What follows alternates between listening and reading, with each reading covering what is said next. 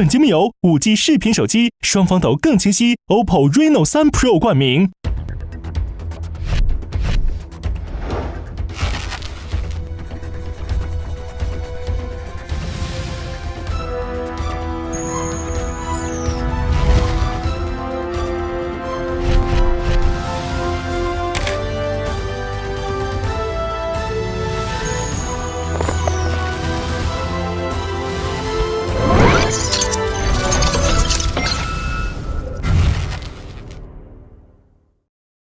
案情高难度手抖，稳定拍摄靠 Reno。本节目由5G 视频手机 OPPO Reno 3 Pro 独家冠名播出。抖音越玩越嗨，办案脑洞大开。本节目由记录美好生活的抖音 APP 赞助播出。奥利奥探案路上，黑白通吃。本节目由好吃好玩在一起的奥利奥赞助播出。发现真相，发现更赞的自己。感谢科技成就生活之美的博士对本节目的大力支持。关注芒果好物或明真专属产品。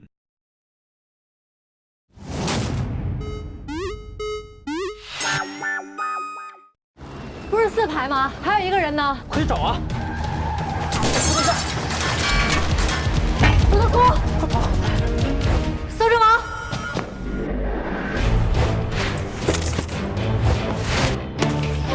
还缺一个瞄准镜啊！可别忘了我这双自带8倍镜的眼睛。以后你的锅我都背了。终于找到你了！探案大吉大利，我们都是和平精英。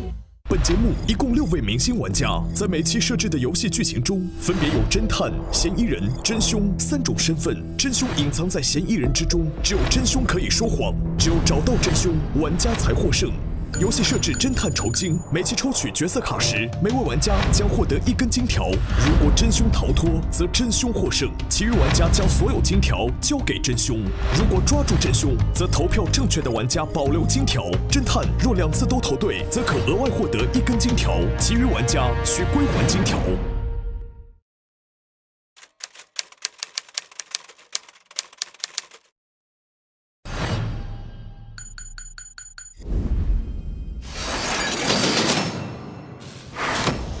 尊敬的各位旅客，欢迎您搭乘北方慢车号列车。啊！死人了！死人了！死人了！死者真化学疑似用化学品导致了重大火车事故。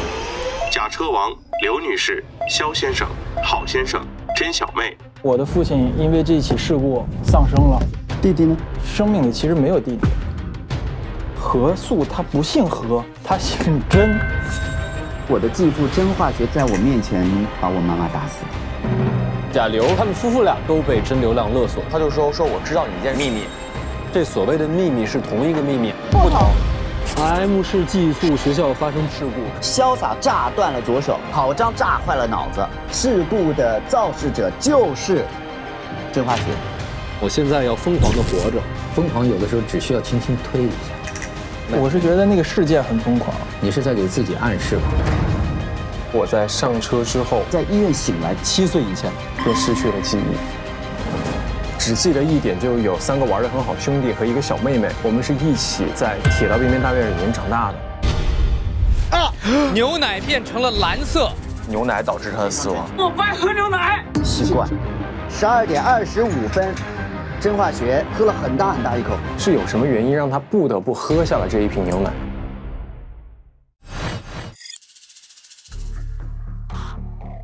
何素认为可能是在贾刘和郝晨当中，吴漂亮认为可能是在郝晨和郝章当中。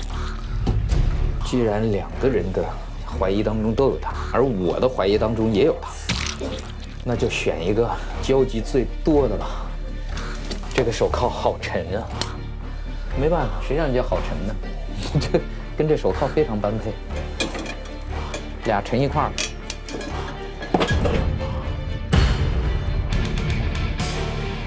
接下来第2轮搜证吧。好，加油，走吧。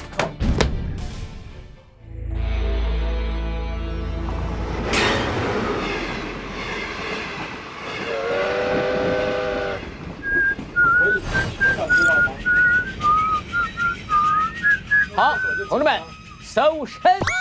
我身上有钥匙吧？什么都没有。啊，真的吗？真的啦！那这是你的鞋。他应该有钥匙，因为他房间有两个锁没开。这个兜也太多了吧？这背后还有一兜，能不能以后不要搞这种衣服？找到了，收半个小时，最后搜出一个小钥匙。先不着急，先拿着。好，下一个。莎莎，摸我。玩破卖瓜，真夸。我的零食，我身上也没有东西。你们不要再是这样了。我们去搜证了，走。搜身就是一把小钥匙。这把钥匙就是我寻找已久的钥匙，就在郝晨的房间。到了，我们先去开他的钥匙呗。对，就这样来。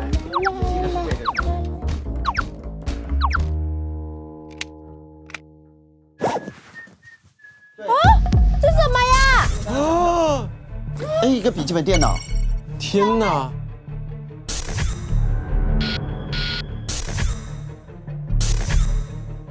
你家里也家暴吗？你家里也家暴？他家也家暴，家暴。这个啊，开了。 OK， 它有一个文件夹叫 Manus。啊！哇！2010年12月31日，2013年1月1日，2014年2月2日，2017年11月11日的所有的事故的图片，他都拍到了。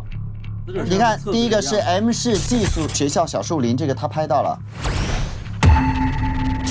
所有的事故的图片他都拍到了。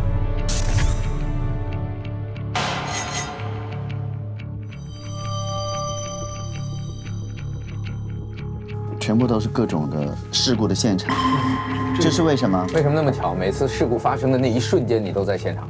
因为这是我自杀的现场。自杀？先从我的这个画册开始讲吧。就我从出生那年开始，我出生就在我自己觉得就是一个错误，因为在我出生不久，我的亲生父亲就死了，然后我的妈妈带着我，然后嫁到我的继父家里，然后我的继父也是一个有这个家庭暴力倾向的一个恶魔，然后他每天就打我跟我的妈妈。02年的那一起爆炸，然后我觉得那是我解脱的一天，就是我的父亲在那起爆炸中就死掉了嘛，我就觉得那个恶魔被杀死。你说的这个人是郝先生？对，就是郝先生。哦，他也在那个事故当中就死掉了嘛，有那个死亡名单嘛。抖音。那个时候我就觉得，终于我可以拥有我妈妈的爱了，然后我们2个人可以就是相依为命的生活下去了。那是我解脱的一天。1月31日，重生的日子。有那个。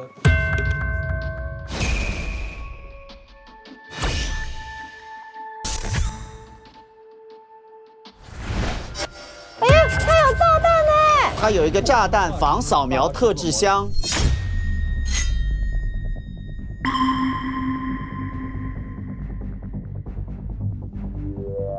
他这有一句自己写的话：如果我被抓，故事就应该在这里结束。但我现在要疯狂地活着，疯狂地活着。疯狂就像重力一样，只要轻轻一推。它有一个文件夹叫 Manus。这是我自杀的现场。重生的日子。2010年12月31日。1231。哎1231，它的密码是。有一封信。亲爱的妈妈，哎，他的遗书。大概的内容就是他本来以为爸爸走了就可以开始好的生活，结果没想到在学校被霸凌，然后漫天的恶意，他决定跟这些欺负他的人同归于尽，用这场爆炸让那些罪恶的人永远消失。那是你做的？对，那是我做的。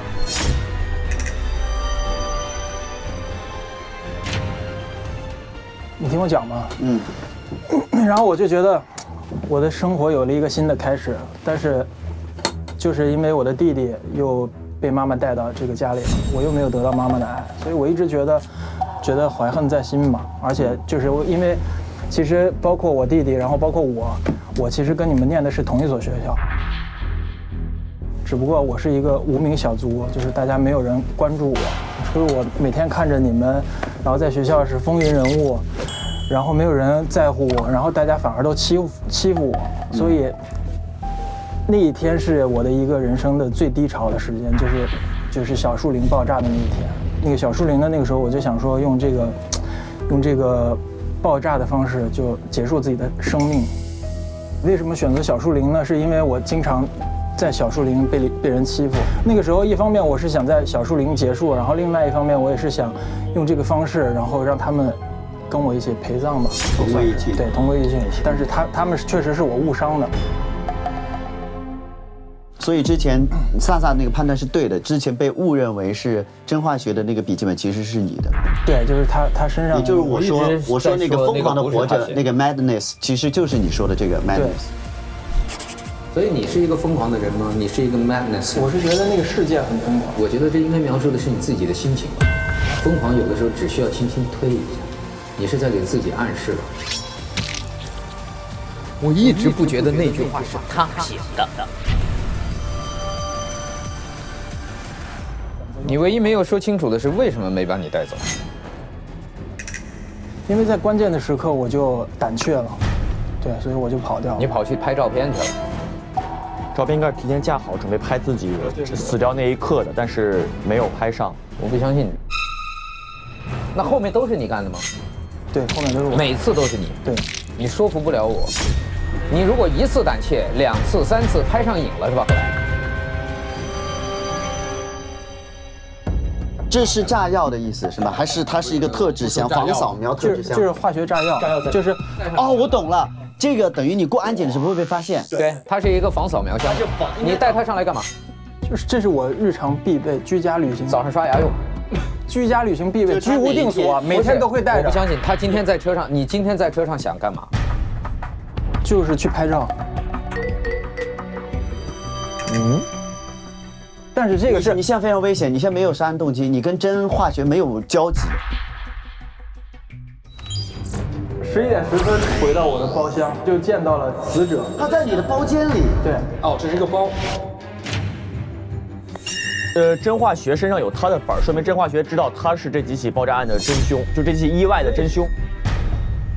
所以当他发现我是那后面几起案件的那个真凶的时候，他就说他要告发我，然后他拿了本他就走了。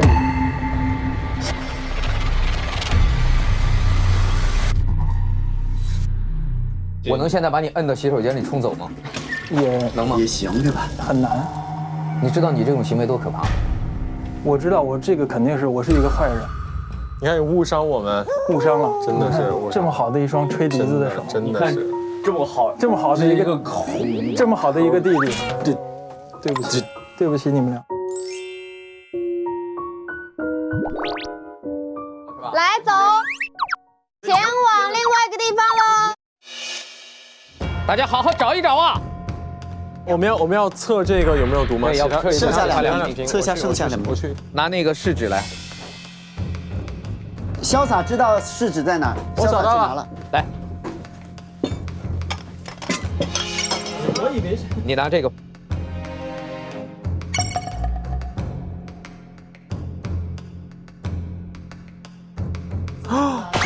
有吗？有。好，其中1瓶有，这1瓶也有，3瓶全有。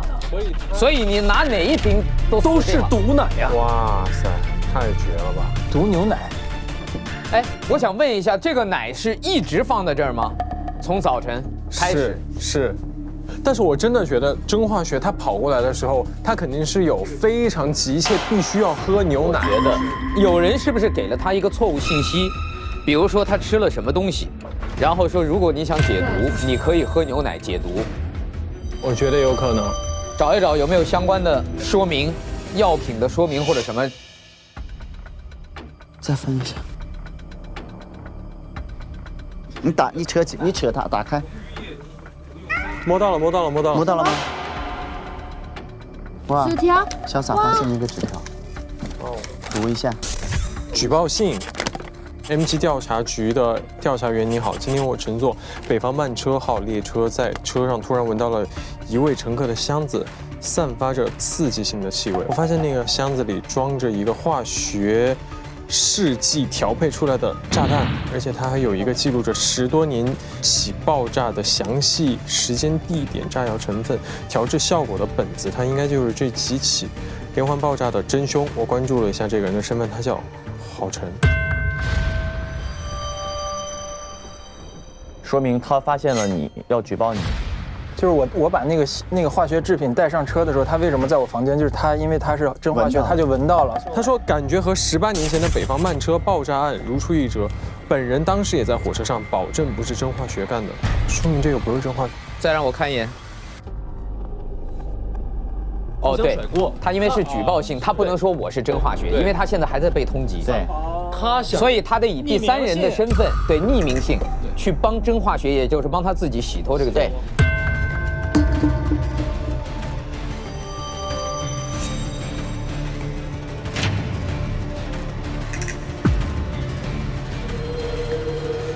我们去厕所吧。这是公共厕所吧？哎，你不是说只有员工钥匙可以打开吗？不是，这是公共厕所，员工厕所是员工厕所。你看门后面有什么？关一下门看看。这肯定这儿。挥发性重金属，恶心呕吐。请勿在密闭空间内长期开盖放置，若吸入重金属气体，会导致头昏脑胀、恶心、呕吐的症状，需及时就医。这是你没收的，这是没收掉的一个东西。有人把没收掉的东西拿走了。对，但没收的箱子是在公共空间的。重金属中毒喝牛奶解毒是可以的，喝牛奶是可以解。一定还有其他证据能够证明他知道自己吸入了什么。他是化学家，他自己知道这件事情，知道这些事情。但关键是，他怎么知道自己吸入的是重金属？他是化学家，他能闻出他那个化学药剂的味道。我有一个问题，这个上面贴着没收，说明他一定没收到过列车员的手里。那如果是别人打开列车员的箱子去用这个东西的话，他怎么能想到整个计划是这么配合的？就他怎么能知道列车员箱子里恰好有重金属气体呢？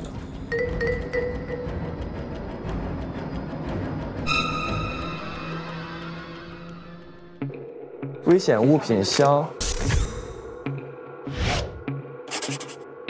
箱内物品1月30日之前没收，这个东西不是今天放在里边的，这是昨天的，之前，它起码是昨天之前放进去，今天是31号，所以有人在这个车上利用了这些东西，现成他不是带上来的，要么就是他知道有这么东西在里面。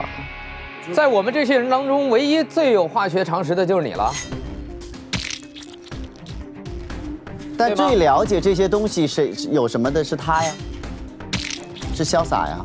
但是这个东西是放在公共区域的，谁都能开它。它上面有说明，确实，它在公共区域，证明任何人只要看到它都可以用，都可以动这个歪心思。首先，第一，他要确保只有死者去那个洗手间，这个是确定的，对吧？别人都不会去，因为别人都不会去。他怎么知道中间不会有别人进去？因为那个洗手间确认了只有外人能去，每个人你们都有自己包厢的洗手间。乘务员呢？乘务员有乘务员洗手间，不会去公共厕所。厨师也有厨师的洗手间。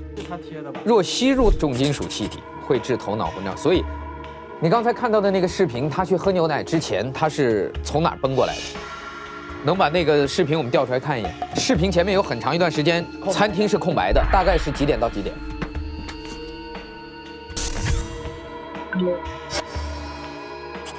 从20开始的。12点20。OK。那从20开始的。好，25分的时候来的。这就是厕所方向吗？应该。踉踉跄跄走过来了，已经有反应了。他是奔着牛奶来的，他知道牛奶这东西可以很晕。25分的时候喝的，他喝了几乎是很多，后面就是我们看到的喝水、吃奥利奥跟咖啡。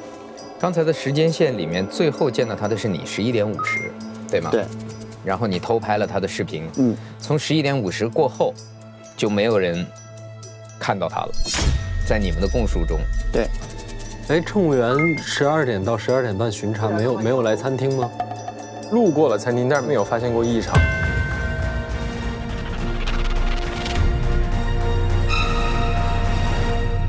你能告诉我为什么监控的是从12点20开始吗？平时都是这样吗？所以这个监控，我觉得是有可能被凶手已经做了手脚。因为请注意啊，他如果在后面做点什么，比如说他去拿那个药箱，放那个药，造厕所，这边拍不到的。他是餐厅的前头，后头这个监控是看不到的。嗯。但是我是真的觉得，因为这一段时间我这里是没有人的，任何人都可以进入我的休息室。删除了20前面的东西。这个人他什么时候离开的座位，什么时候去的洗手间，我们都不知道。没有。所以前面一定凶手把关于自己的东西删掉了。删掉了，我觉得。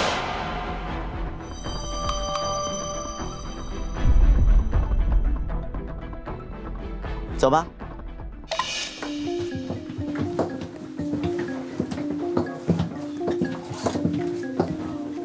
这个路上如果有东西，那嫌疑就在我们身上。不一定啊，有人可能。喂。哎，这里有一个电脑哎，有针啊，有一个针，快打开，我们去我们房间，我们房间很高级。到一个宽的地方来，这里有一个电脑是，啊，哦，列车工作电脑可在此。列车工作电脑，少少。你是对的，被删掉了。我说的对吗？对。针是什么意思？但我们发现了一个针。还有一个针。它是这样，这个电脑和监控是同步，然后它这里是可以删除一些东西的，是被做了手脚。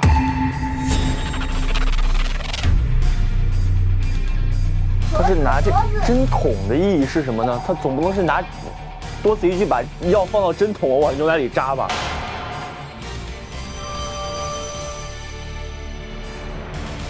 这是你的是吗？对。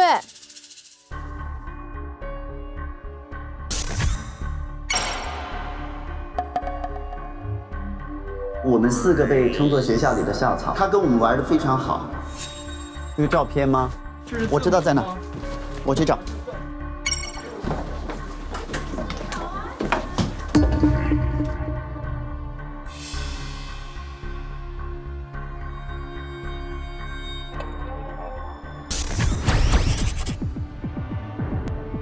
啊，我们第一次见面912。912是吗？嗯，我们第一次见面的日子。哎呀，它这里有一个被烧坏的抖音娃娃，还有一个怀表。打开了是，啊，我妈妈。我的继父对我的亲生母亲家暴。我妹妹在2002年1月31号的事故当中丧生了。妹妹，小叔呢？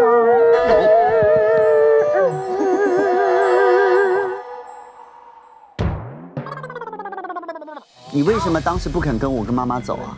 因为我在玩，我玩一玩，我被拖回家，然后当下。我只看到，你跟妈妈被打，但我不确定你们有没有死，我就被爸爸带走了。你怎么逃生的？为什么车上会有你？我躲在最尾端，车端的最尾箱。对，我躲在那里。那我想请问一下，那为什么有人会说你已经死了？那个我没有死，我后来我被救起来之后，我就在医院，然后醒来的时候，有人问我是不是曾小妹，但是我怕我那个。曾化学会回来找我，我就说我不是曾小妹。就是上车的人里有曾小妹，但是幸存里面没有曾小妹，所以算在失踪人员里。你中间有失忆吗？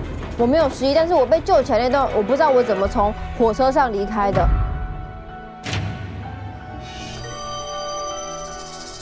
这个也开了，那个也是92。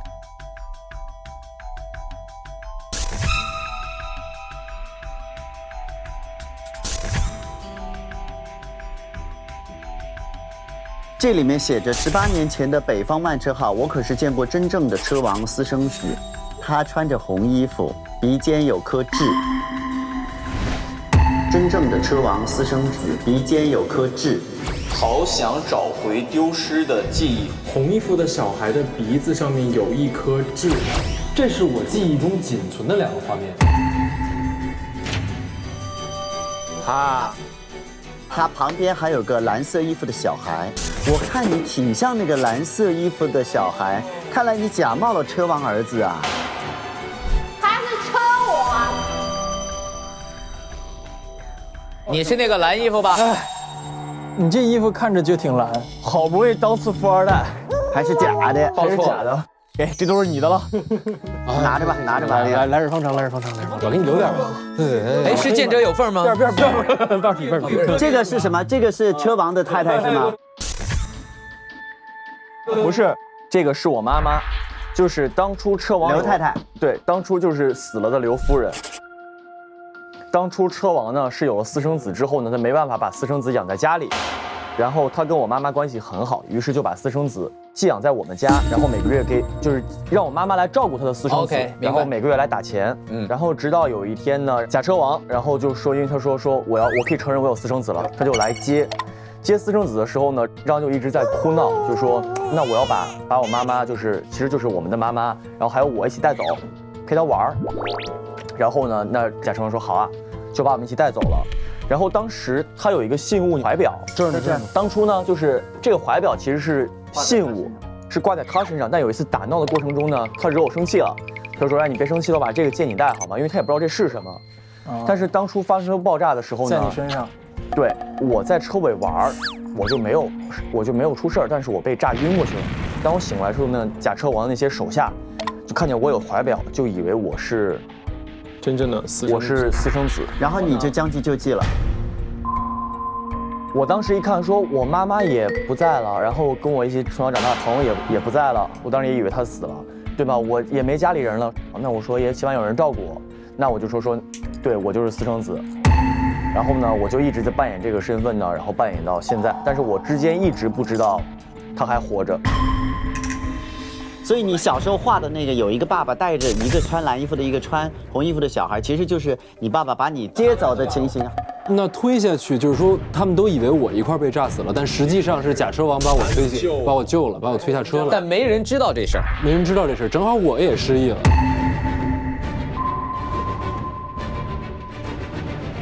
我可以把我时间线完整说一遍。我上车之后呢，我太太就去吹风了。我11点20去找他订餐的时候呢，旁边那个流浪汉就突然跟我说我刚刚那段话，就说我知道你是假冒的，给你个账号，你给我1000万，你如果不给我1000万的话，那我就把这事儿给说出去。那我当时呢，第一听这事儿我肯定也慌，然后我就说给你杯咖啡，先稳住你。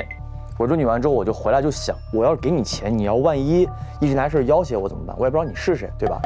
然后呢，我就决定说，要不我弄死他得了。但是我也没有想好怎么弄，因为事发太突然了。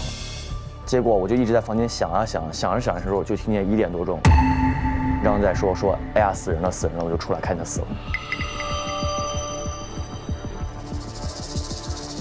现在有一个问题，就是有几个人都是临时遇见他的，像我是11点50，你是11点20，你也是11点20，10点半，你是10点半，11点15，你是11点15，11点半，你是11点半。你是11点10分，11点10分。所以今天在场的所有嫌疑人，没有一个人提前知道真流浪会上这个车。不知道。真化学要上车的原因其实很简单，他为什么那么快的可以准备好纸条？他的指向性是你们俩，而且请注意，他的行李里面有一个，至少是有一个他的八卦周刊是关于他的身家故事的，所以他早就盯上他了。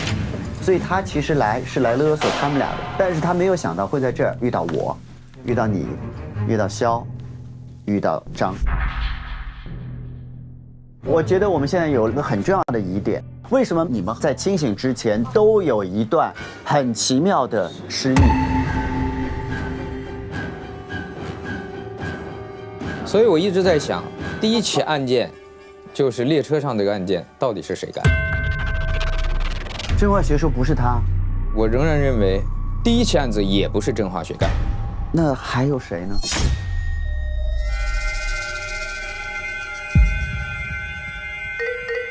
先1对1吧。你找谁？先让鬼吧。鬼去吧。 1对1审问，侦探拥有单独提审嫌疑人的权利。OPPO Reno 3 Pro 5G 视频手机，坐吧。案情高能到手抖，稳定拍摄，靠 Reno。你的动机是什么？我的动机呢，就是怕他呢会发现我是甲流的杀父仇人的女儿，然后我就没有这样有钱人的生活了。你是这么一个现实的人，对，这么一个没有追求的人，对，就为了穿这身没用的皮草啊？对，我的人设是这样。碰上一个好老公很不容易，所以不想失去他。对，就这么说多好。对，不是为了钱，而是为了感情。为了感情，你是真喜欢这个人？我是真的喜欢他，没有让他戴那个绿头盔、绿假发，或者是绿。从帽子直接升级为头盔。所以在你的印象中，你一直觉得真化学就是你的父亲。对，他是继父。而且你一直以为最早的那一次火车上的事故是他干的。对。所以你就一直觉得自己的继父既是一个家庭暴力的恶魔，与此同时又是一个制造火车惨案的人。对。你知道他打死你妈妈这个事儿吗？我只知道那时候哥哥跟妈妈在地上没有了动静。你怀疑谁？我怀疑张吧。为什么？没有为什么。你知道我不怀疑你是为什么吗？为什么？因为在你的证据当中，你是知道死者不喜欢喝牛奶。对。所以你是很难会想象用牛奶去杀他。对。那你要叫谁呢？我要叫一个你怀疑的人。好。张，去吧。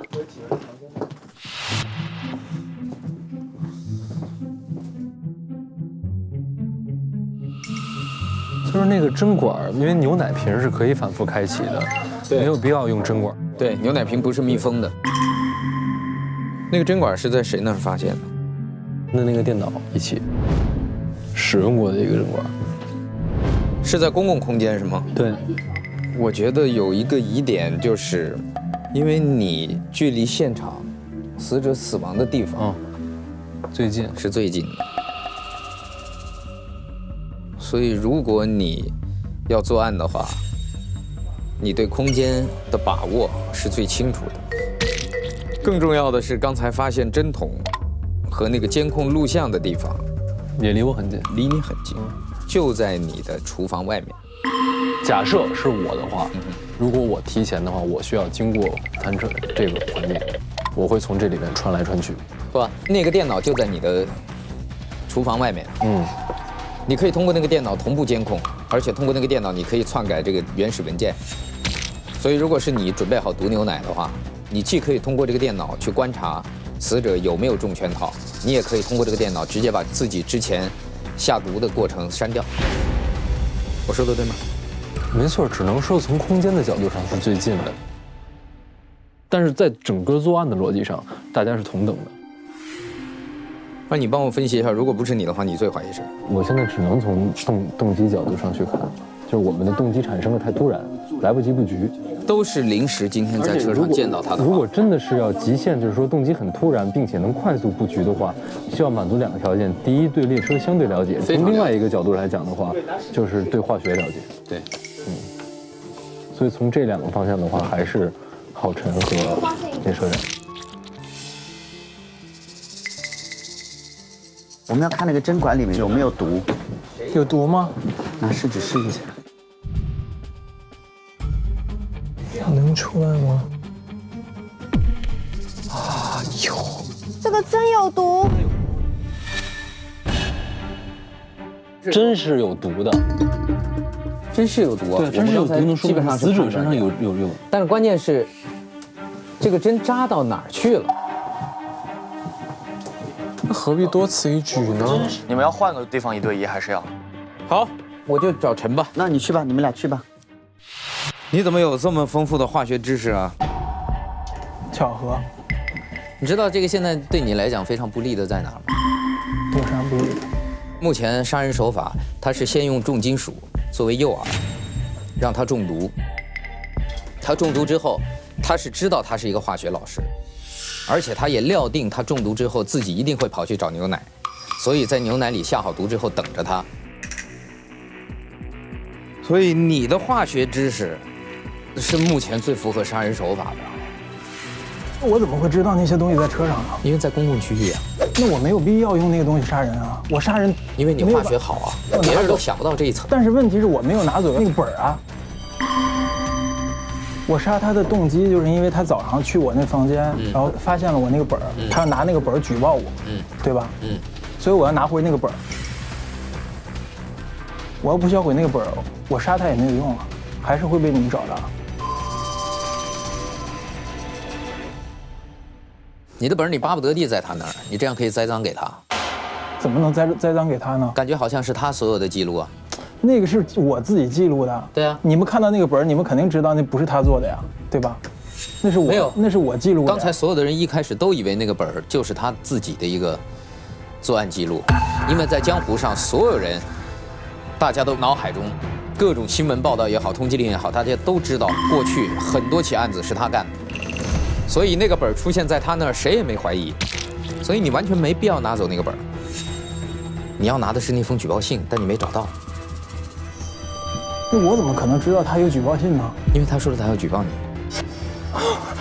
我不知道他有举报信啊。所以你最后告诉我你怀疑谁吧？我觉得比较怀疑的是，就是对火车比较熟悉的列车员和厨师。对。OK， 好，帮我叫列车员，潇洒。哦，我觉得，有一个问题对你很不利啊。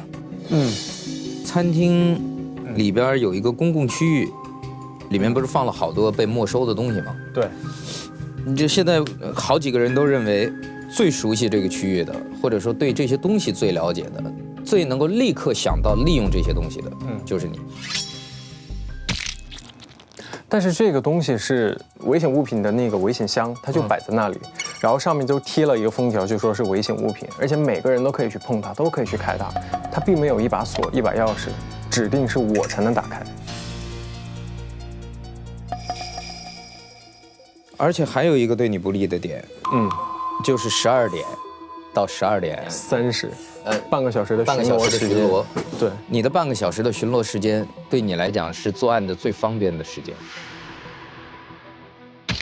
因为在你巡逻的时候，首先第一，你的这个巡逻时间是贴在你的玻璃上，所以如果凶手作案，他是不敢选择在这个时间作案，只有你知道自己12点到12点半，是有充分的理由可以在车里晃来晃去，而没有人会怀疑你。而且你也知道，在7车厢和8车厢连接的地方，还有一台备用电脑，是可以同步查看监控并且修改监控。这些条件你都符合。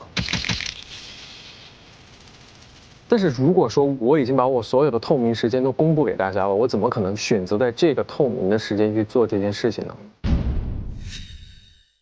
也就是说，越危险的地方越安全。但是我杀他的动机并不强烈啊。你的动机其实就是一个失去的左手，失去了我的左手，失去了爱情跟理想。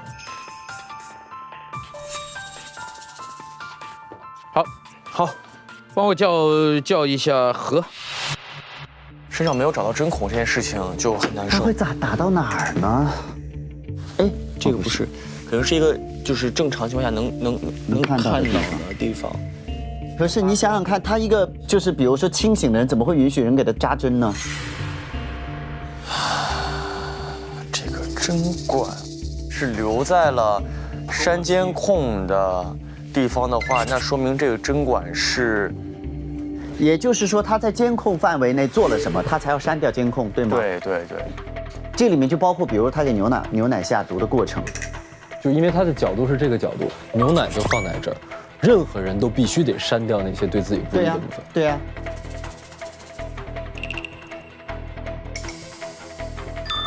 哎，不对，删完了之后那个电脑放在那儿了，对吧？放在那儿了。那放完了之后，如果是那边的人做的这个事儿的话，他删完了监控视频再走回去的话，会新在路上吧？他没办法再，就是他只能把电脑移去那边吧？哎，如果系统正常运行，它都会有那个资料，对不对？资料里没有人走回来，对吗？对，就是他删的那个资料，删的一定是给牛奶下毒的这个资料。他删完之后，他再走回来的话，他一定会被这个监控再拍到走回来的过程。对，没错，至少从12点20到1点，他必须是在那半边待着。对，12点20到1点之间的话，这个监控是全的。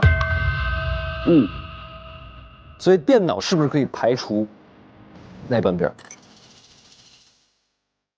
那边就我们2个嘞。还有我呀，我的区域在这儿，有这个逻辑没有？他的点是对的，他的点是对的。对呀。我可以做吗？你站着吧。刚才张有个非常有贡献的想法，把嫌疑人锁定了，就是贾流和他自己还有吴漂亮，因为监控对着那边拍，12点20到1点，他删掉之后他没有办法回去。但是你的这个前提就是你们把肖排除在外了，因为潇洒在他的控制。潇洒一定不会，因为潇洒直接可以用他的电脑，他没有必要用这个。对啊，肖一定不是。然后呢？为什么呢？这个电脑那就是障眼法是吗？因为肖的条件太充分了，就他12点到12点半他出来巡查，然后他知道没收的那些药，他知道没收的那些药，然后他又是可以最熟悉所谓的这些监控怎么操作，那怎么可能是他用一个完全指向自己的方法去作案呢？肖我觉得是一定可以排除的。所以12点20到1点这段时间，餐厅里是没有人出现，对，人要么在这边，要么在这边，所以到1点05分。我们聚集的时候，都是从那儿来的，从这边来的人和从这边来的人是没有办法相互换位置的。对，我交流了。侦探呢？最后一个问我是不是觉得我最没有嫌疑啊？我是问了其他所有人怀疑谁，最后他们说都是你。你的位置非常得天独厚啊！对，首先这是你单独自己的一个包间不，这准确来说是我跟我老婆两个人的包间，因为你老婆出去2个小时去吹风。12点20回来的。12点20恰好是监控开始的时间。不，准确来说是我们可以判断为凶手把监控删掉的时间。对。现在删视频只有2个地方可以完成，第一。在肖的房间里，用主机删。对。第2，用备用电脑删。我更觉得是用备用电脑删的原因，是因为针管是一定是凶手留下的，凶手把针管放在了删东西的地方。如果是备用电脑删掉的，那这个备用电脑是扔在你们这个区域，很有可能就在你们3个人当中，凶手，你老婆和厨子。12点20的那时候把所有的监控删掉，然后重新开始录制。如果我们按照这个逻辑来的话，只有一个人能是凶手。鬼。为什么？因为他是12点20回来的。但回来的路上，刚好有人在删监控，就撞上了，对吗？不一定啊，因为监控那个电脑是个笔记本电脑，它不一定站在那删呀。完全可以厨子把他在厨房里删完了之后，他把电脑扔出来就。那这样的话，起码我也没有嫌疑，对吗？因为12点20我老婆就进来了，我不可能等我老婆进来之后抱着笔记本电脑再把它删掉再放回去，对吗？但还有一个问题就是，肖在12点到12点半是在全车巡视，对，他是不在自己房间的。所以这边的2个人从12点到12点半当中，他也有可能在12点20进去扇这边。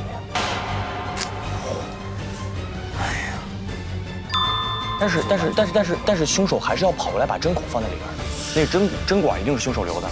然后我觉得这个你确定针管是凶手留的吗？因为针管里有毒。牛奶瓶里也有毒啊，而且死者咣咣咣咣，这就一定是凶手干的呀，凶手下毒呀，只有凶手毒一定只在凶手手里，所以说牛奶里边有毒，这牛奶就是凶手干的；针管里边有毒，这针管就是凶手干的，对吗？还有一定有什么东西没找到，不是那么简单。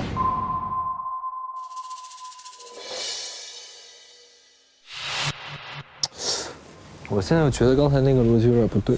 什么逻辑？你说那个监控那个逻辑？如果是那边的人的话，他在这儿删完了视频，12点20到1点之间，他怎么从这边回到那边去？对，他回不去。两边都有电脑可以做这件事情，因为12点到12点半，它的门是开着的，对，谁都有可能进去。也有可能是这边的人杀，也有可能是这边的人杀。那还是12点20这个节点是重要的。咱们要解释一下为什么他只能删到12点20。我觉得，如果是这边的人的话，他可以全删干净。如果是我操作这个电脑删视频的话，我为什么给你们看12点20之后这个？我没有阻碍啊，我随时可操作啊。我1点完了之后，妥妥的我一删全删干净了。我说，死人了，不更好吗？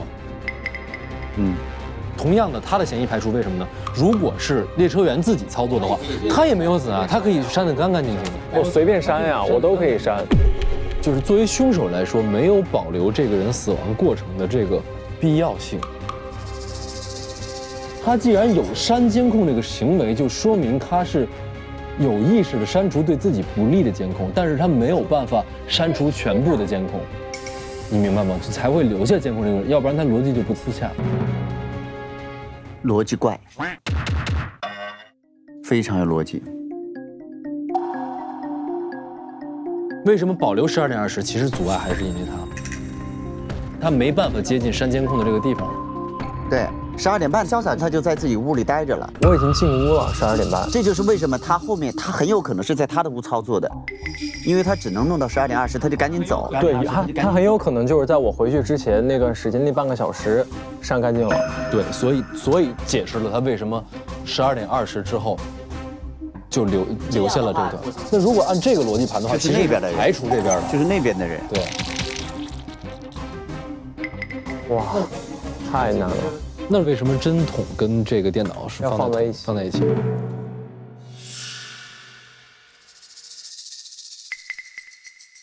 同志们啊，同志们，还有证据我们没有找到，大家好好找一找啊！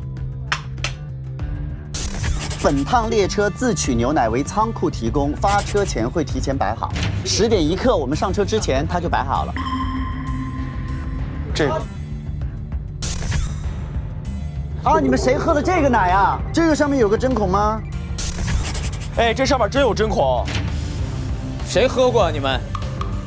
我啊，这你喝的？我刚喝了。好渴，好想喝水哦。我来喝个牛奶吧。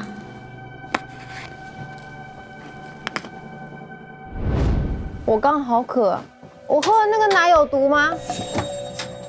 不是，我喝了来，我刚喝了，我真的喝了。试一下这个吧。有毒！哪一个？这里面有毒。这所有牛奶都有毒。那对啊，那他就是牛奶下毒的嘛，他得保证他不管找到哪个。我刚喝了那个牛奶，不是我喝了。那他在这里边下毒的意义又是啥？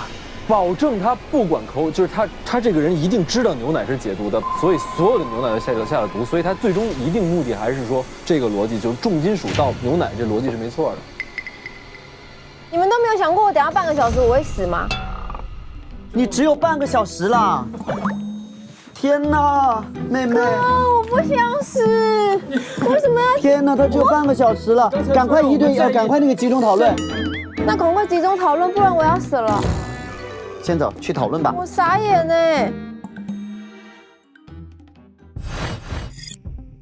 亲爱的朋友们，因为这个车的设置，使得我们在一件事情上面迷惑了很久。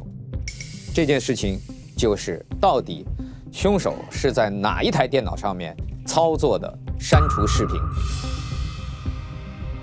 现在有2个方案，第一是在潇洒的工作间里，凶手能够趁12点到12点半潇洒出去巡视的过程，来完成删除视频的操作。第二是我们在现场发现的那台笔记本电脑，那台笔记本电脑和这台主机可以远程同步操控，也就是说，每一台电脑操作的结果都会体现在另外一台电脑上。刚才我们商量了一下，我们觉得如果光从电脑看很难判断，但如果结合重金属，再结合那支针管，我觉得应该就有些眉目了。各位说说你们的想法。首先，当笔记本电脑和针管出现在同一空间的时候，我觉得凶手不会把这么重要的2个讯息放在自己的同一侧。有人故意用那个笔记本和针管转移视线，所以这样的话更指向是肖、陈和我这一侧，也就是6号车厢。另外还有一点支持这个佐证呢，是在厕所里面使用的重金属的这个药瓶，对，挥发物，它被打开长时间挥发了之后，但是我们发现它的时候它是盖上的，对，这就说明后面有人把它盖上了。也就是说，我更倾向于是6号车厢的这3位，这是我的判断。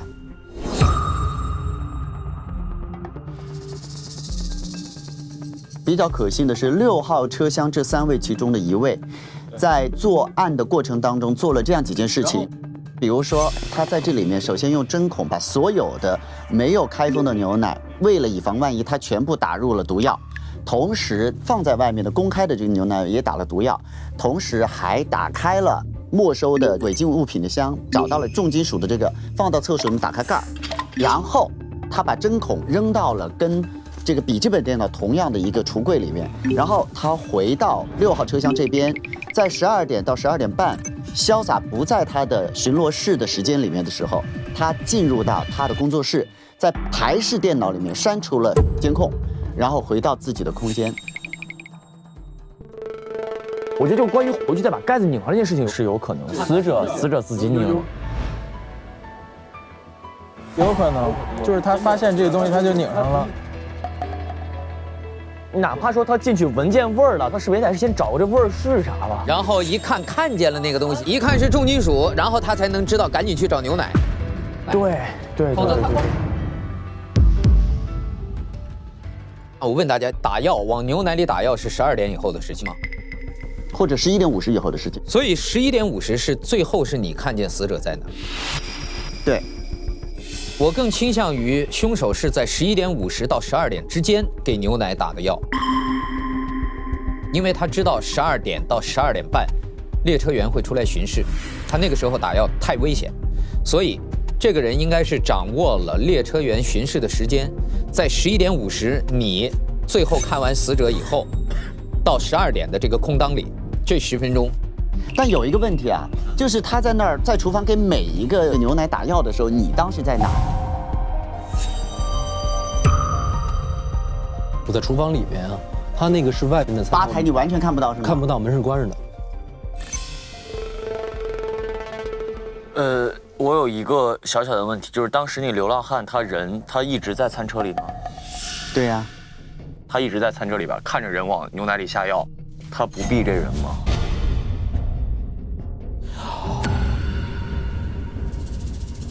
那就是他去厕所的时候他下的药。我还有一个问题，他就是赌他11点20到案发的时候，他一定会去上厕所是吗？不是，他那个意思就是说他没有必要控制这个作案时间，他在这个时候上厕所就上厕所了，再过2、3个小时就上厕所了，结果是一样。早晚得去上，他只要把他之前准备的过程删掉了，后面他案发的过程哪怕拖到3个小时，他的案子只要他自己没出现在里边，对，就完了吗？有道理。还有，我认为就是肖的这个潇洒的嫌疑是可以排除的，就是他保留12:20之后的这段的视频是没有意义的，不合逻辑的。对，如果我要删，我肯定删干净了，对我自己更好。其实之所以保留了12:20之后的原因，就是因为他的没有办法，那个人他不得不离开我的房间，因为他知道我要回来了，12点半要回来了。所以我觉得真的很有可能就是在我们这一边的人，就是排掉你之后的那2位，对，何素和郝晨。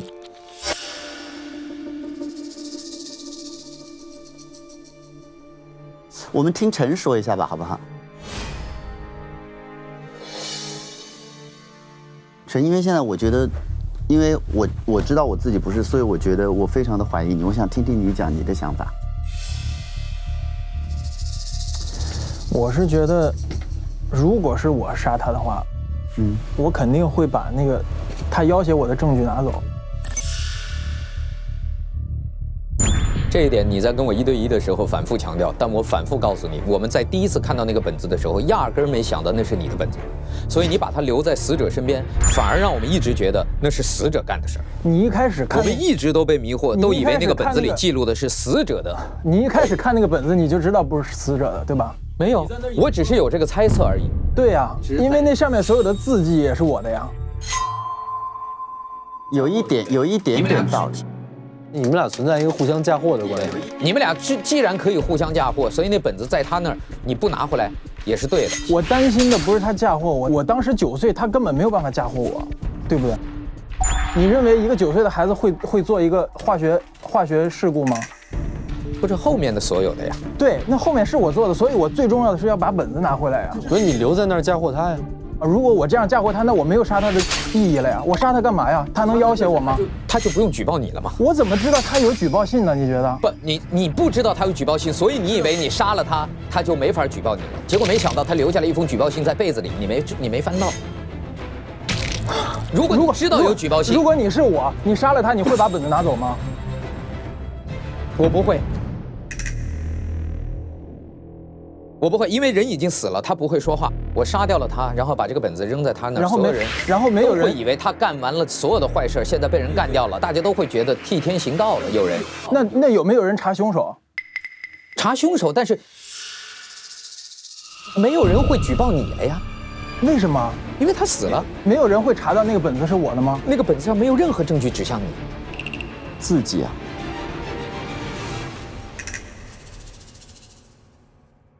那他完全可以把本子拿走，然后更安全。对，留下本子弊大于利，确实是。留下本子更奇怪，留下本子更还是有点危险。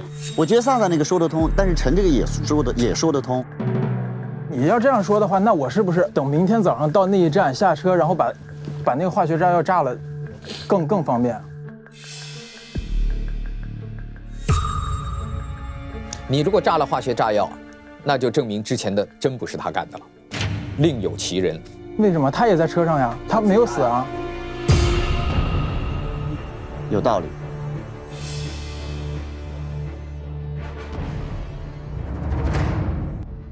但刚才你说的这些，我觉得不能完全，就不能排除我，对吧？对。我觉得2个人说的都有道理，就是放与不放本子其实都是可接受的行为，而且作为凶手来说，我还是认为放本子其实是弊大于利的，他有一定程度说服，但我不认为能完全排除他的可能啊。那我们能不能以同样的方式来盘问一下何素？就是如果是他做的会怎么样？就因为刚才已经盘过一轮郝晨了。我只能把我的时间线跟大家说一下，我是10点1刻跟贾刘和吴漂亮一起上的车，然后上完车之后，我就在自己的房间里面，然后到了11点50的时候，我去订餐，然后我才发现遇到了当年杀害我妈妈的和我妹妹的杀人凶手。你是11点50跟他见的第一面？我才跟他见的第一面，同时我有视频为证，因为我特别就是一居令用5G 视频手机拍视频双防抖的 OPPO Reno 3 Pro 拍下了这个视频，我11点50遇到真这个时间是我没有办法撒谎。为什么呢？因为我是最后一个遇到他的。我在前面任何撒一个时间的谎，都会跟你们先后遇到他的时间撞到。我只有一个可能撒谎，就是10点1刻到10点半之间，就是他遇到真之间，我遇到了他。我只有一个这样的可能。你10点15到11点50中间就没有别的内容了吗？没有别的内容，因为我就在房间，跟大家一样，每个人都有在房间做自己事情的时间。但是有一点，我觉得刚才我们一直在探讨一个问题，就是凶手去下毒的必要条件。第一，他不能让死者起疑心，而在这个问题上，他们3个人是被凶手认出来了。凶手要勒索他们俩，要要挟他。他们3个人如果在死者面前去下毒的话，一定不是在死者面前下毒的。他死者在任何人在死者面前下毒，他都会起疑心。不，至少疑心不会那么大，因为你没被死者认出来。没有，我觉得那个时间点，你比较好控制的在于什么呢？你是11点50最后一个见到他的。如果在之前，你通过你的观察，已经确认了所有人都去订过餐了，不会再有人出来了。至少在这段时间，厨房周围是安全的。但问题是我11点50订餐的时间，就是我遇到真的时间。我没有时间在他遇到了他之后，我再来判断，然后我准备所有的事情。请注意，11点50我遇到他之后，他就在餐厅没有走过了。我什么时候下毒？我什么时候去拿个重金属药？给我一个作案的方式。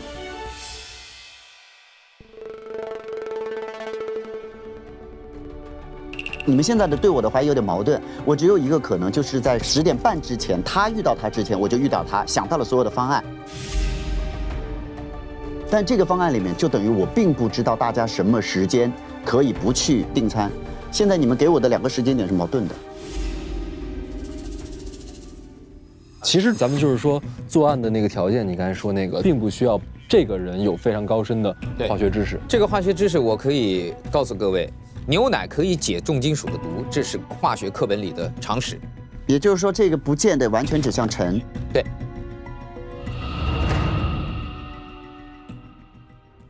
有一个想法，因为大家都忽略了那个毒药的瓶子，那个毒药的瓶子没有贴没收，所以那个毒药肯定是这个人带上来的。他为什么会随身携带一瓶毒药在身上呢？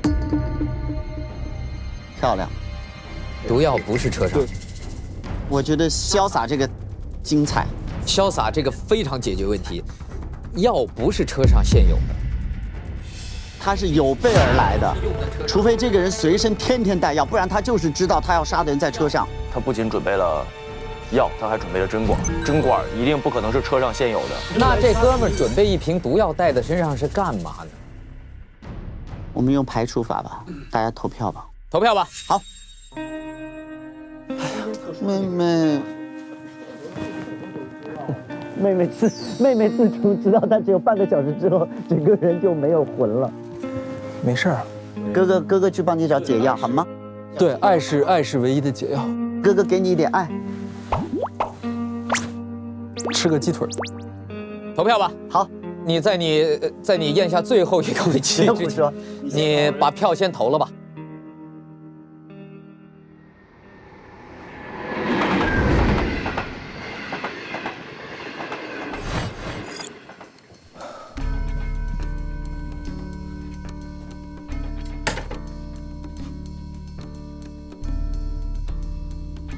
如果说我们的分析是对的，我这样换一下啊。而且他们的房间位置是这样，如果能够锁定在这一层，我个人认为他们2个最有可能，一个何素，一个郝晨。但是前提在于，谁上车的时候会随身带着针管和毒药？他上车想要干什么？针管和毒药是为谁准备的？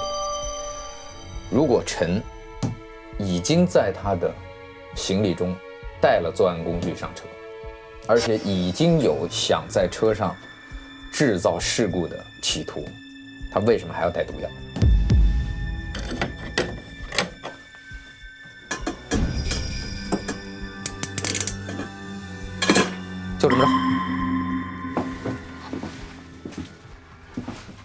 6个人，我们用排除法来说，那我觉得更倾向于所有的办案是发生在6车厢这边的，因为我觉得就是首先你第一点，你要先从那个药品箱里面把重金属的药品找出来，然后呢再放到厕所。那你这个整个过程中呢，那如果是我们这边的人，我们做这件事的话，我们一定要从死者面前走过，只有在死者背上的人才可以去竞品箱里边找到那瓶被没收的重金属的药。那其实只剩下何素跟郝晨了。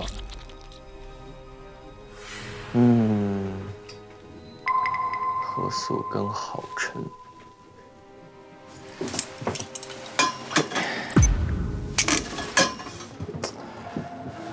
我觉得有一个问题，就是像潇洒说的，这个毒药不是车上的，一定是有人有备而来。那我觉得有备而来的一定是接受到要挟的人，所以夫妇2个人是被真化协要挟的，但是我觉得吴漂亮已经误喝了这个有毒的奶，所以我觉得排除她。那剩下的就是她的丈夫了，应该是你。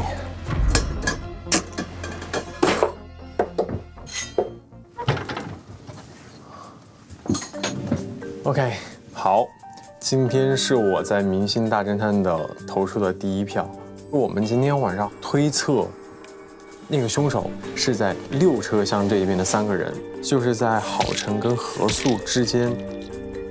我一开始非常怀疑何素，因为我觉得何素她的杀人动机非常的明显，何素想要为自己的妹妹报仇，然后也为自己的不幸的童年跟自己的母亲报仇，所以她杀了郑流浪。但是还有一个非常可疑的点是，什么样的人会随身携带剧毒在身上呢？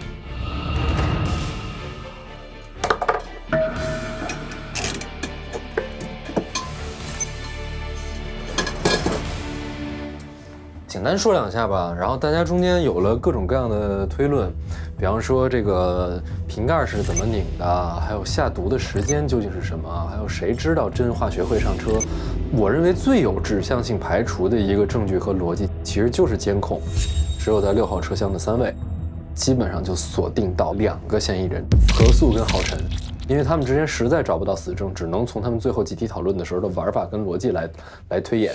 郝晨整个过程中表现得比较慌张，然后他关于本子的那个辩驳，并没有说服我，因为他说服的那个太仓促了。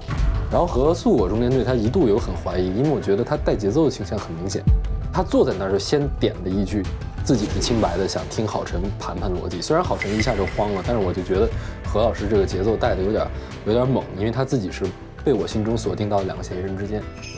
但是后来我就主张咱们也盘一下何老师，让盘何老师，虽然何老师的信息非常少，但是能在那么少的信息里面完整的回答，而且没有编一些多余的事情，我觉得内心还算坦荡。和平精英大吉大利，祝我今天顺利破案。投票了。我呢，我想说一件事情，会在公共区域放牛奶下毒的人会是谁呢？我们4个人是从小一起长大的，所以他们应该不太会害我。那就是觉得害到我，他觉得没关系，我死了也没有关系，会是谁呢？就是这个人。如果我怎么样了，他不会有任何伤痛的感觉。哼。今天这个案子呢，比较精彩的地方是在2边不同的区域都有一台可以控制监控的电脑，然后2边呢都留下了一个只有这边的人可以留下的证据，这边是一个针管，这边是一个拧上的盖子，那么其中有一个呢应该是迷惑大家的行为。我个人在想呢，其实比较难的是这个重金属的这个挥发的这个盖子，它为什么要被盖上？甲流呢提供了一种可能性是真化学闻到这个味道之后，首先第一个下意识的把它盖上了，然后再跑出来的。那么我个人认为，当一个人已经有不舒服的感觉的时候，他不逃离那个环境，还在那找那个盖子，我觉得不是特别科学。所以呢，在这个可能性上，我还是比较倾向是凶手，怕这个门没有关严，然后这个毒气不断的在继续挥发，会被别人发现，所以呢后面找机会去把它盖上的。那么有2种可能，一个可能是6号车厢这边的人在监控拍不到的情况下去盖上的，还有一种可能呢，就是在8号车厢和厨房的人为了嫁祸给6号车厢的人。那么我个人觉得，就是后面这种有点难实现。那么我比较倾向于是6号车厢这边的人。那么因为不是我，所以我投给。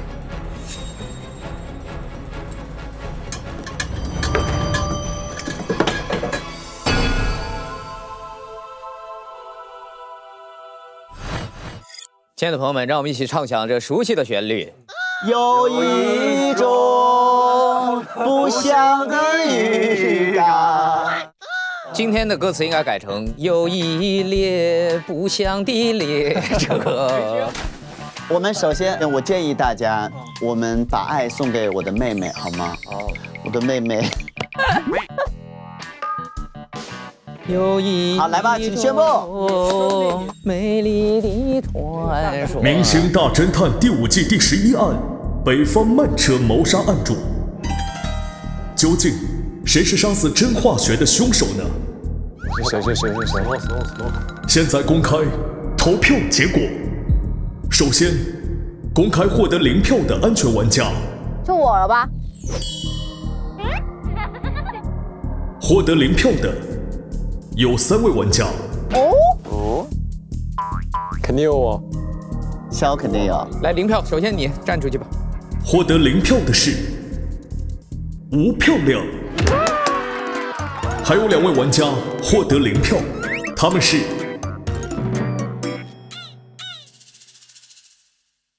肖张兄弟。肖张兄弟。对啊，何老师，我觉得我们俩在一块儿，这个 CP 名一下不一样了。我们第1期的时候还紧张，现在变嚣张了呀！在剩下的3位玩家，也就是贾刘、何素还有郝晨3个人当中，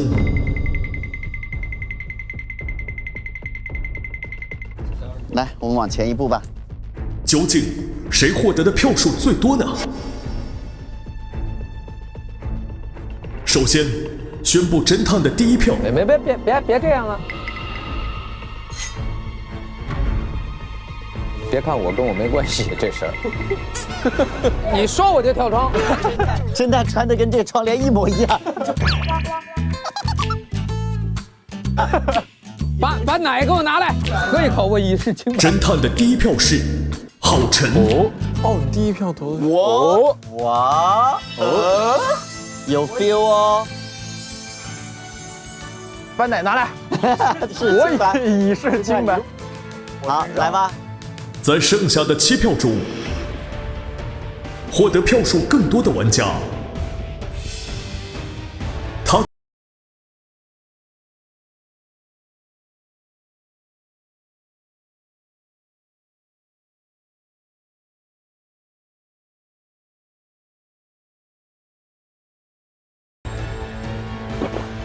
郝晨，请将郝晨关进笼子。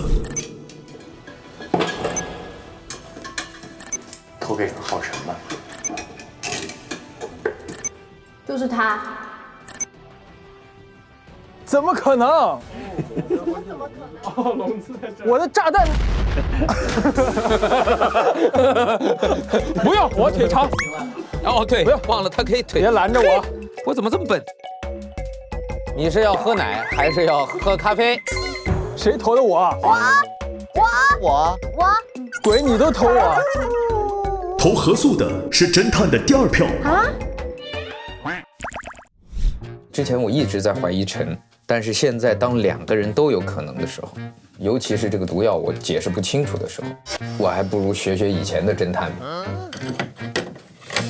分开吧，试一次，看看如果2票分开，是不是几率会更大一点？万一对1票呢？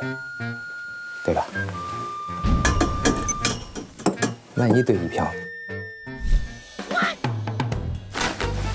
什么呀？我不是学你吗？就分散一下。既然你们都锁定这边3个人了，学你们这样保险一点。好吧，聪明。只有肖战在特认真的捧，对，是不是呢？郝晨是不是杀死真化学的真凶呢？学你们这样保险一点。是不是呢？有几位玩家进行了3搜，有一位玩家找到了关键性的证据。哇！厉害了，厉害了，厉害了，厉害了，厉害了，厉害了，厉害了！凤毛麟角，凤毛麟角，你搜到关键证据是什么？现在，哎呦，请潇洒宣布，各位是不是检举成功？根据你找到的3艘线索来宣布。你的关键性证据，关键性证据。你就先说是，你要是不是成功了？我们成功了吗？你就先说是。你要说我宣布啊，我宣布，我们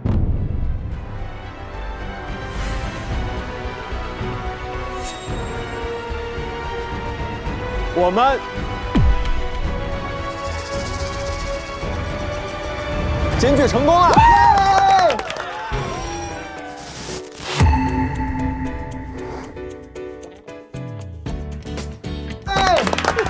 哎呀，早知道第2条我投他多。你看你，我在那个郝晨的那个房间，我在郝晨的灯泡里面发现了被烧毁到一半的一个黑口罩。口罩，这个黑口罩就很重点了，因为凶手在厕所放金属元素的毒药的时候，他自己肯定也会吸入，所以这个时候他一定会需要有遮挡。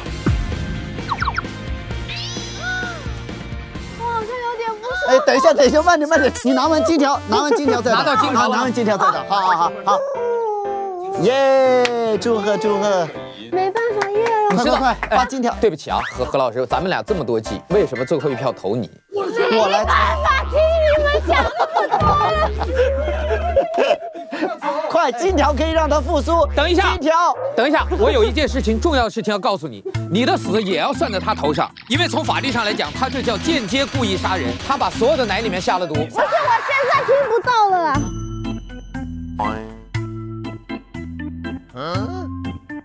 你们要很惊讶。来，3、2、1，他怎么撑到了30分钟？快把我妹妹的金条拿来。金条，活了，来，哇！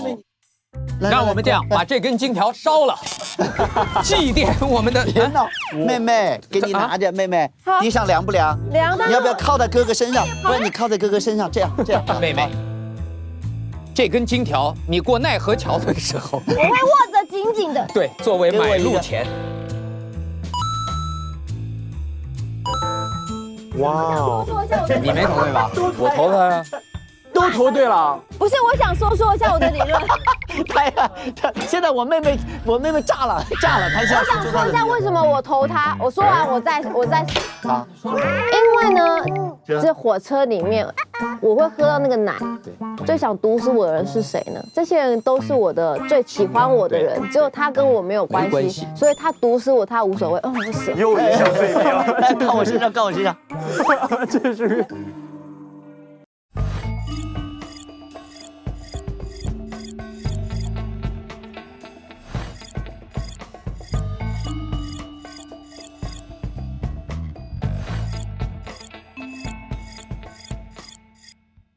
谢谢各位，那来吧，感谢爱情，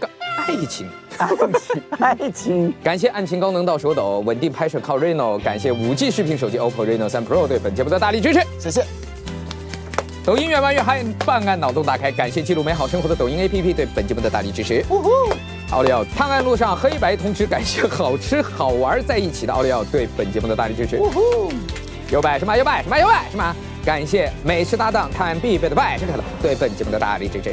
发现真相，发现更赞的自己，感谢科技成就生活之美的博士对本节目的大力支持。嘿，我妹妹都笑死了。谢伪装更进一步显真相，感谢卸妆黑科技欧莱雅黑模式对本节目的大力支持。你确定这样可以播吗？探案大吉大利，队友就要粘在一起。感谢和平精英手游对本节目什么东西没听清？和平精英手游什么？和平精英手游。和平精英手游对本节目的大力支持。换小普来口，真的还不如小普念得清楚。师傅，你在我心目中是1.9米的。好了，谢谢大家。那我们本案也算是高票锁定真凶了。我的妹妹真的离开我们了啊！你老婆死了，你什么表情？什么表情？对，忘了，你忘了，演到最后。哦，我的女神，我的女神，暗恋女神。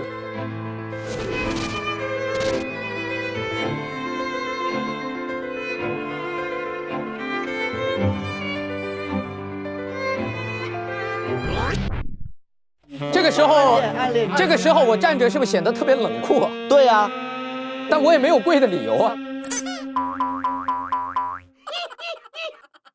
我给大家讲一讲，所幸能够安慰我们和告慰死者的是，现在在笼子里的这个真凶，也要为此承担法律责任，因为他是间接故意杀人。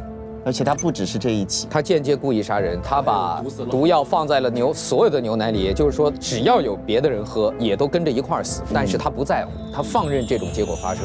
对每一个命案，我在乎每一个人为的事故，都是他，所以他罪行累累，十恶不赦，所以等待他的必将是法律的严惩。我建议在我们的车到达终点站，能够进一步处理这个事件之前，我们所有的人。为死者默哀1分钟。妹妹，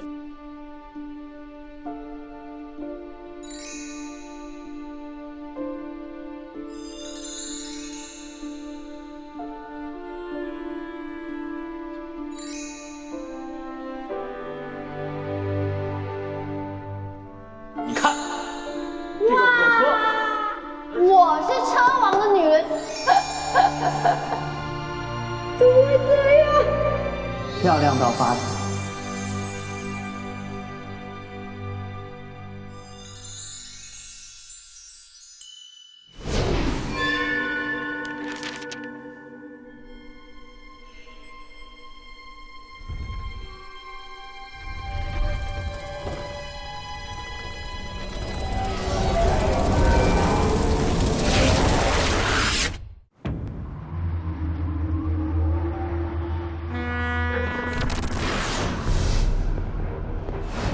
早晨6点，我们会经停铁路边大院。瓜子、可乐、矿泉水、啤酒、饼干、爆米花。我是这辆列车的所有人，车王。我是世界上最有名的竹笛演奏家。老板好，老板你好，老板娘。我是一个踢踏舞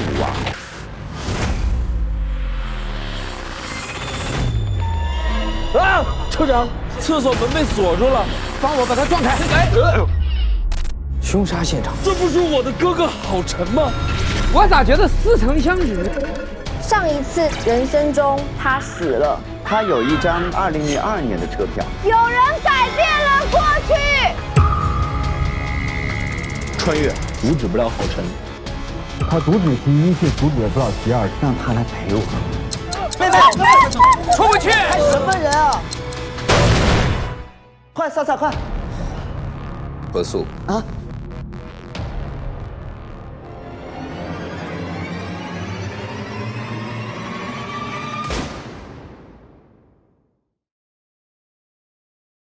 家庭暴力呢，它是指家庭成员之间发生的暴力行为。据全国妇联的相关调查，我们国家的这个家庭当中，有1/3的家庭会发生家庭暴力，特别是对未成年人会带来很大的影响。受害人为什么很难离开这样的一个暴力环境那么跟他们所处的这种多重困境是有很大的关系。对长期遭受家庭暴力的这些受害人来讲，他们有一种特殊的心理状态，叫习得性无助。所以这样的一种特殊的心理状态呢，让他很难能够有勇气、有自信、有能力去摆脱暴力环境。那么对他这种社会环境来讲，还是把家庭暴力看成是家丑，是失事，所以呢，他很难把这件事情去有效的披露出来，或者是去求助。其实对这个相关的责任部门来讲反家暴责任部门来讲，他们会认为家庭暴力是失事，很多的时候他的介入是比较乏力，是没有能够给受害人提供有效的这样一个支持。那么此外呢，我们的社会支持系统不够，我们这种专业性的服务机构等等也是不够的。还有跟这个受害人他自己的境遇，比如说他有经济上的考虑，或者是独立生活的能力，这些情况呢都会影响到这个受害人能够去摆脱自己这样一个暴力环境。在关注到他们这样的一个群体的时候，我们更多的是要理解他们所处的这样的一个多重困境。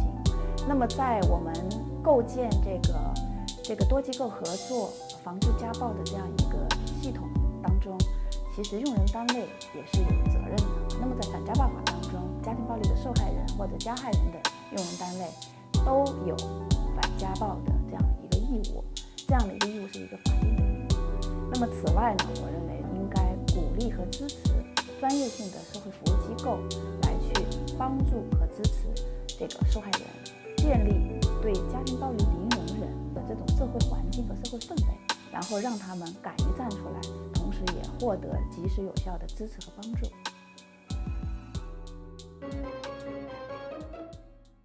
上微博搜索“明星大侦探”话题词，一起边看边聊。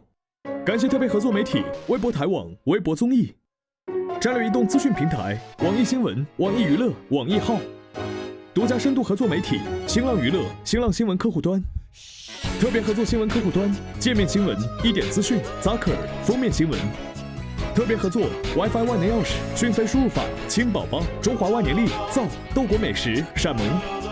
感谢网媒支持：中青网、凤凰娱乐、新华网、北青网、环球网、国际在线、中国网、千龙网、粉丝网、中国娱乐网、360娱乐、猫扑娱乐、新浪湖南、大疆网、红网、大众网。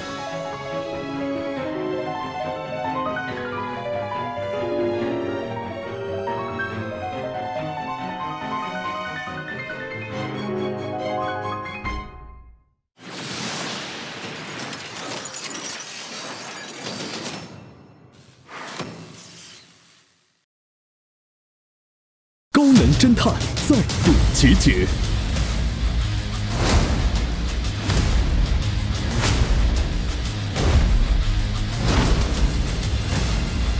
神秘嘉宾，敬请期待《明星大侦探》第5季，每周5中午12点，芒果 TV 全网独播。